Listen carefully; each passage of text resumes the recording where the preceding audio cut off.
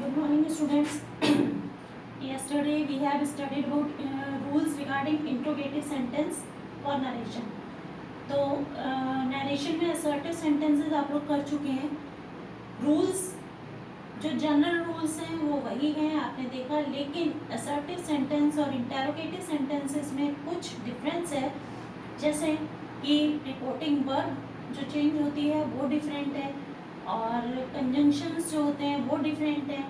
Assertive sentence में आपको इसका रिपोर्टेड स्पीच का सेंटेंस नहीं, टाइप ऑफ सेंटेंस नहीं चेंज करना होता था, लेकिन इंट्रोगेटिव में आपको रिपोर्टेड स्पीच का जो टाइप ऑफ सेंटेंस है उसको चेंज करना होता है. जैसे इसमें रिपोर्टेड स्पीच जो है वो आपकी है इंट्रोगेटिव सेंटेंस, लेकिन जब आप इसको इनडायरेक्ट स्पीच में चेंज करोगे तो ये आपकी जो इंटरोगेटिव सेंटेंस है ये चेंज हो जाएगा असर्टिव सेंटेंस में.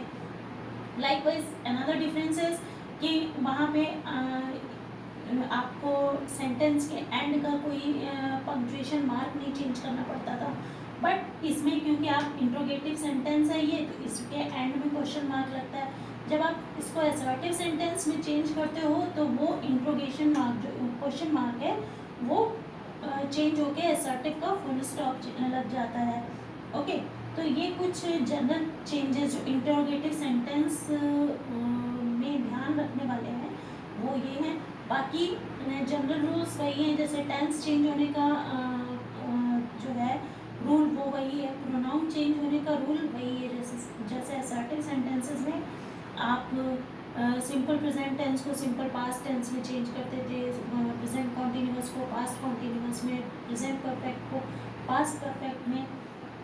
उसी तरह से इंटरोगेटिव सेंटेंसेस में भी टेंस चेंज होने के रूल में कोई डिफरेंस नहीं है, वो सेम है.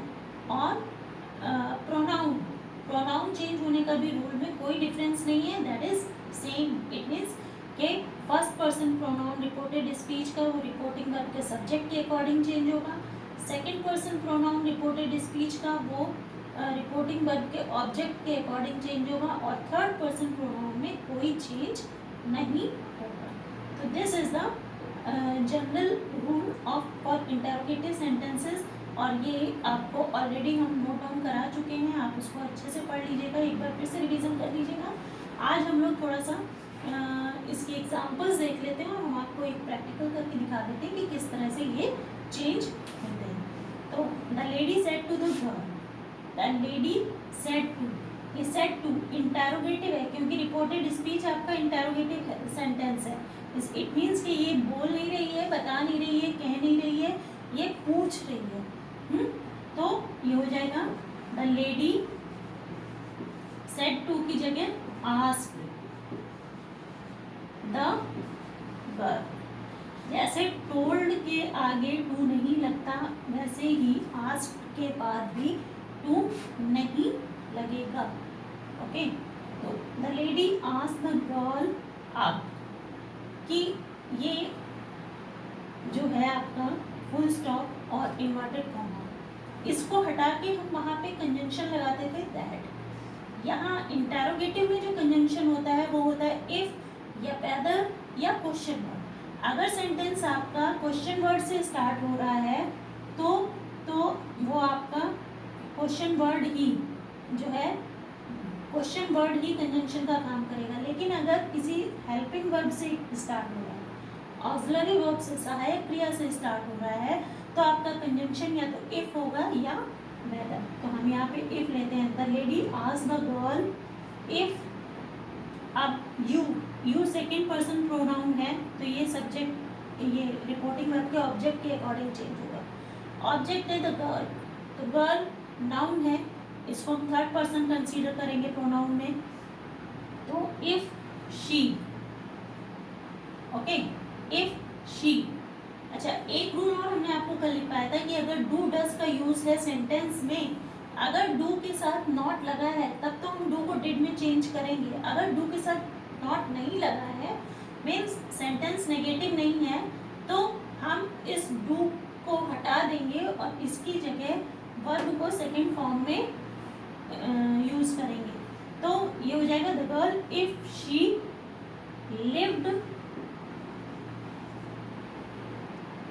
in, this का that हो जाएगा, in that house, if she lived in that house, और end में full stop लगेगा, क्वेश्चन मार्क नहीं लगेगा. Likewise इस सेंटेंस में भी I said to him, are you going to school? तो ये हो जाएगा said to की जगह हो जाएगा asked. I asked to भी हट जाएगा, I asked him. फिर ये again it is starting with a auxiliary verb, तो इसकी जगह if कंजंक्शन आएगा. If you going to school, you second person pronoun है और ये ऑब्जेक्ट के अकॉर्डिंग चेंज होगा, तो हिम का यहाँ पे नॉमिनेटिव केस में आ जाएगा ही. If he are present tense है तो इसका जब हम पास्ट टेंस करेंगे तो आर का वर होता है, लेकिन ही के साथ हम वर नहीं वॉज का यूज करते हैं, तो यहाँ पे वॉज आएगा. I asked him if he was, बाकी गोइंग का गोइंग ही रहेगा, गोइंग टू स्कूल, और लास्ट में फुल स्टॉप आएगा. क्लियर? तो इस तरह से ये बना I asked him if he was going to school. Next है he said to her will you lend me your pen. तो again it will be he said to change हो जाएगा आस्क्ड में, आस्क्ड हर. अब फिर ये आपका will क्या है, विल मेन वर्ब तो है नहीं ना, ये क्वेश्चन वर्ड है. ये फिर एक आपका मॉडल वर्ब है, मॉडल वर्ब हो या मॉडल वर्ब भी एक तरह से ऑक्सिलरी वर्ब का ही टाइप है. तो ये मॉडल वर्ब को हम लगा हुआ है, तो यहाँ पे हम फिर कंजंक्शन लेंगे if. He asked her if, अब ये सेकेंड पर्सन प्रोनाउन हर के अकॉर्डिंग चेंज होता है. हर यूज करते हैं गर्ल के लिए, ओके, तो हर की जगह हो जाएगा शी. ओके, तो I asked her if she will, यहाँ पे आ जाएगा will का हो जाएगा would. If she would lend me, me first person है तो यहाँ पे ये he है, तो he second third person pronoun है, तो यहाँ पे him आ जाएगा me की जगह. If she would lend him, फिर your क्योंकि यू शी में चेंज हुआ है तो योर हर में चेंज हो जाएगा, her pen. Full stop. He asked her if she would lend him her pen. Okay, ये तो थे तीनों एग्जाम्पल जहाँ पे ऑक्सिलरी वर्ब का यूज हुआ है. अगर कोई भी मॉडल वर्ब यूज होती है तो उसका सेकेंड फॉर्म लगता है, ऑक्सिलरी वर्ब है तो उसका सेकेंड फॉर्म लगेगा. यहाँ पे डू लगा था तो डू को हम डू असर्टिव सेंटेंस में कल भी हमने आपको बताया था कि असर्टिव सेंटेंस में आपका अफर्मेटिव सेंटेंसेस के साथ आप डू डज का यूज़ नहीं करते हैं. वर्ब की फर्स्ट सेकंड फॉर्म ही टेंस को बताने के लिए पर्याप्त रहती है. लेकिन अगर नेगेटिव या इंटेरोगेटिव सेंटेंस अगर हम बनाते हैं सिंपल प्रेजेंट टेंस में, इंडेफिनिट टेंस में, तो इंडेफिनिट टेंस में नेगेटिव और इंट्रोगेटिव बनाने के लिए हमें डू डज का यूज़ करना पड़ता है. अब क्योंकि यहाँ पे इंट्रोगेटिव बनाया था हमने डू का यूज़ किया.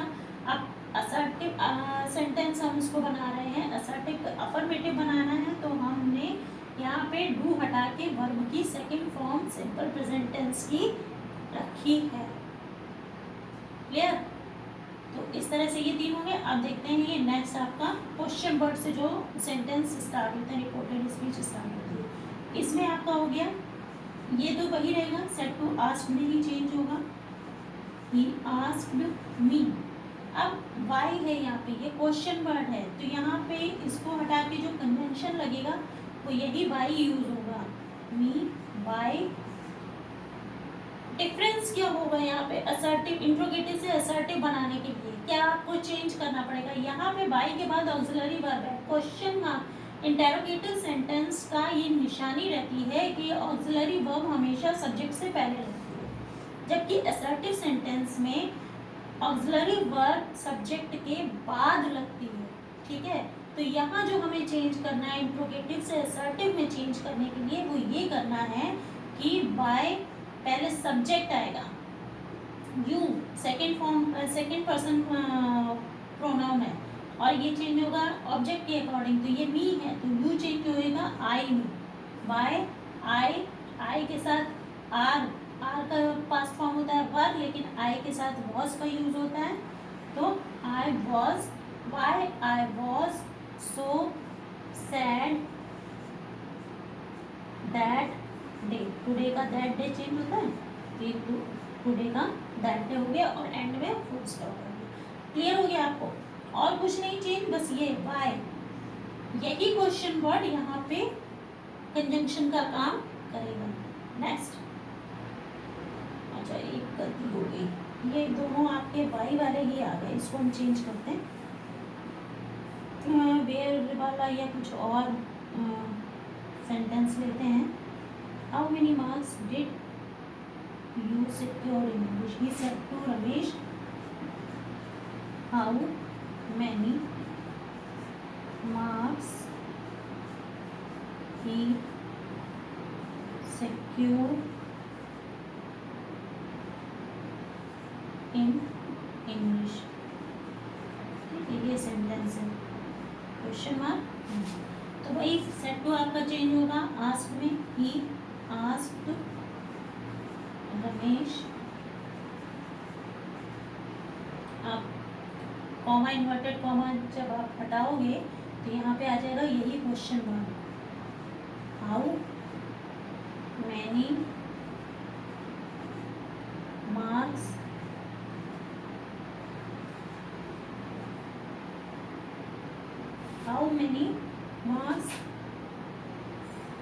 ही सिक्योर्ड मतलब यहाँ पे आपका ऑलरेडी पास्ट फॉर्म है, तो ये पास्ट परफेक्ट में चेंज होगा, how many marks he, third person pronoun है तो प्रोनाउन में चेंज होगा नहीं, ही का ही रहेगा, how many marks he had secured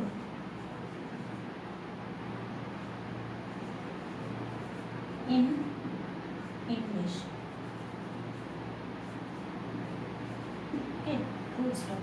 तो ये यहाँ पे आपने देखा कि यहाँ पे हाउ को ही हमने कंजंक्शन बनाया, अब सॉरी ये जो है यहाँ पे हाउ स्मॉल आएगा, कैपिटल नहीं आएगा, तो he asked Ramesh how many marks he had secured in English, clear?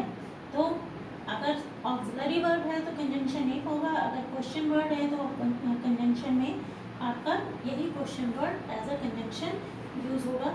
ये आपको हमने कुछ एग्जांपल्स दिए, एक एक्सरसाइज हम आपको सेंड कर रहे हैं, आप उसको कंप्लीट करिएगा, कोई प्रॉब्लम हो तो हमसे पूछ लीजिएगा। वर्क किसी का भी मेरे पास नहीं आ रहा है, आप लोगों को बोला है कि मेरे नंबर पे ग्रुप पे नहीं डालिएगा अपना वर्क, मेरे नंबर पे आप अपने वर्क को अपलोड कर सकते हो, पोस्ट कर सकते हो मेरे इस नंबर पे जो व्हाट्सएप का नंबर है, और मैं उसमें चेक करके आपको उसका बताऊंगी अगर कोई मिस्टेक हो तो। ओके, प्रैक्टिस हम कंटिन्यू रखिए अपनी, और इसको आज कर लीजिएगा, वो एक्सरसाइज कर लीजिएगा, बाकी बाद में देखते हैं आगे। Okay, thank you.